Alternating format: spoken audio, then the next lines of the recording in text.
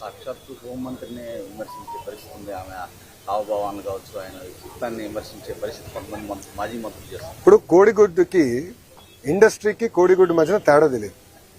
Industry ఎప్పుడు వస్తుందంటే కోడి ముందలు వచ్చిందా గుడ్డు ముందలు వచ్చిందా అని చెప్పి ఆనాడు మొత్తం భారతదేశం మనం చూసి నవ్వే పరిస్థితి. అందుకే ముద్దుగా కోడిగుడ్డు మంత్రి అని పేరు పెట్టిన ఆయన అలానే చేస్తాడు. ఆయన 5 సంవత్సరాలు ఒక్క పరిశ్రమ తీసుకురాక ఉన్న పరిశ్రమలు తరిమేశాడు ఆయన. మీరు చూడండి, అదాని డేటా సెంటర్ 2019లో మేము శంకుస్థాపన చేస్తే అది రానికుండా చేశారు. ఇంకో పక్కన ఫాక్స్కాన్ తరిమేశారు, ఫ్రాంక్లిన్ టెంపుల్టన్ తరిమేశారు, అమర్ రాజా బ్యాటరీని తెలంగాణ తరిమేశారు. ఈ రోజు మేము అధికారంలోకి వచ్చిన 2 సంవత్సరాల్లోనే భారతదేశంలో 100 రూపాయలు పెట్టుబడులు వస్తే 25 రూపాయలు ఆంధ్ర రాష్ట్రాన్ని ఎత్తుక్కుంటూ వచ్చే విధంగా చేశాం. అది తట్టుకోలేక గౌరవ హోంమంత్రి గారు ఆమె వేసుకున్న బట్టల పైన అట్లా మాడటం చాలా చాలా బాధాకరం. అంటే ఇక్కడి నుంచి అక్కడ నడిస్తే 1 కేజీ బరువు తగ్గుతారని ఎగతాళి చేస్తాం, చాలా చాలా బాధాకరం. నాకు బాధ ఏంటంటే మొన్న ఒకరు చెప్పారు, జగన్మోహన్ రెడ్డి అంట గుడివాడ అమ్మర్కి ఫోన్ చేసి చాలా అద్భుతంగా చేసామని చెప్పాడంట. అంటే ఎక్కడ పోతున్నారండి వీళ్ళు?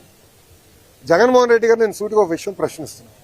ఇదే విధంగా మేము భారతిరెడ్డి గారి గురించి మాట్లాడినా, మీకున్న 2 కూతుర్ల గురించి మేము ఇదే విధంగా మాట్లాడితే మీరు ఇట్లనే మాకు ఫోన్ చేసి సభాష్ బాగా మాట్లాడని చెప్తారా? సూటిగా ప్రశ్నిస్తారు. ఇదేనా మీరు మహిళలకు ఇచ్చే గౌరవం? అధికారంలో ఉన్నప్పుడు మా తల్లిని అవమానించారు, బ్రహ్మణిని అవమానించారు. మేం తిరిగి అధికారంలోకి వచ్చిన తర్వాత మా కార్యకర్త పొరపాటున భారతిరెడ్డి గారి గురించి ఒక మాట అంటే సోషల్ మీడియాలో పోస్ట్ చేస్తే అతను క్షమాపణ చెప్తామే కాదు, అతన్ని జ్యుడిషియల్ రిమాండ్కి పంపించిన ఘనత కూటమి ప్రభుత్వం. అది మాకు మహిళల పట్ల ఉన్న గౌరవం. ఇప్పుడు ఒక రౌడీ షీటర్కి, ఒక ఫ్యాక్షన్కి, ఒక గొడ్డలి పార్టీలో ఉన్న గొడ్డలి బ్యాచ్కి మహిళల్ని గౌరవిస్తానని తెలియదు. అందుకే చెప్పా, జగన్ పేరులో జీ అనేది ఉంది కదే, గొడ్డలి. సొంత బాబాయిని లేపేశాడు. ఇట్లా వాళ్ళు ప్రజలను అవమానిస్తూ, మహిళలను అవమానిస్తూ, సొంత కుటుంబ సభ్యుల్ని చంపేసే పరిస్థితి వాళ్ళది.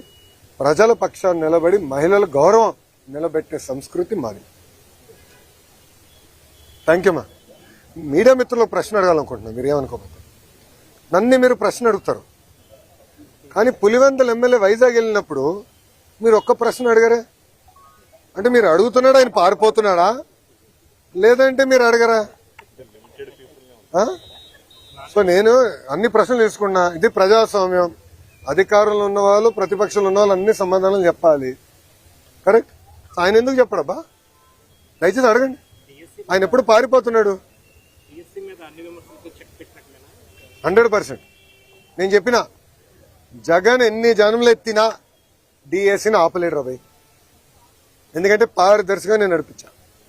గతంలో పడిన కేసులని తీసుకుని ఏ ఇంజిన్లో పెట్టి ఏ కారణాల వల్ల కేసు పడినాయి, సబర్బాల్ జడ్జిమెంట్, హారిజాంటల్ వర్టికల్ రిజర్వేషన్ అంటే ఏంటి, ఎందుకంటే వెరీ కాంప్లికేటెడ్ సబ్జెక్ట్ అని నేను ముందర నేర్చుకుని స్టడీ చేసి పర్ఫెక్ట్ నోటిఫికేషన్ వేసి భారతదేశ చరిత్రలోనే ఎక్కడి జరగని విధంగా మేము నోటిఫికేషన్ చేశాం. అందుకే 150 రోజుల్లో 16,000 టీచర్ పోస్టులు భర్తీ చేశాం. మళ్ళీ టెట్ ఎగ్జామ్ జరుగుతుంది, డిఎస్సీ నోటిఫికేషన్ ఇస్తాం, మళ్ళీ డిఎస్సీ ఎగ్జామ్లు జరుగుతాయి, మళ్ళీ టీచర్ అపాయింట్మెంట్లు జరుగుతాయి. దాంట్లో ఎలాంటి సందేహం లేదు.